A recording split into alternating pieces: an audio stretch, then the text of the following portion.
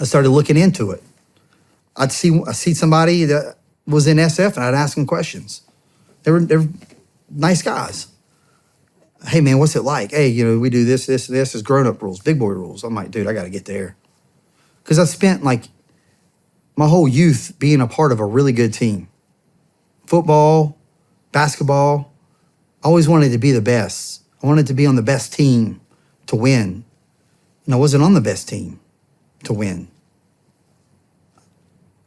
And I didn't want to go to war not being on the best team.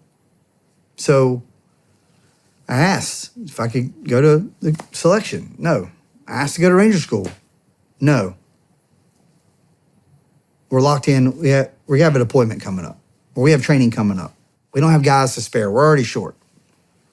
I'm like, man, you should want me to go do these things. Like, as a leader, I want you to be better. Because if you go and do these things and I help build you up, then that's an example of what a good leader I am. They probably didn't understand that because that's how their leaders were. You're exactly right. It is a domino effect. They've been treated like that forever.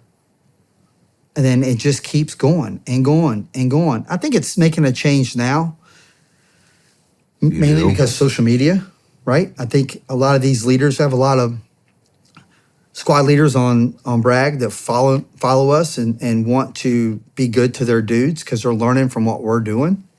I think it is making a change, but back then, man, I hated going to work. I hated it. I couldn't get out of there because nobody wanted to send anybody, because if you sent me and I actually came back with a tab, and you didn't have one, like, yeah, it sucked, man. It sucked. And then finally I gave up because they're like, yeah, well, we're locked in on an appointment. So about November of 2011, we were supposed to deploy to Afghanistan.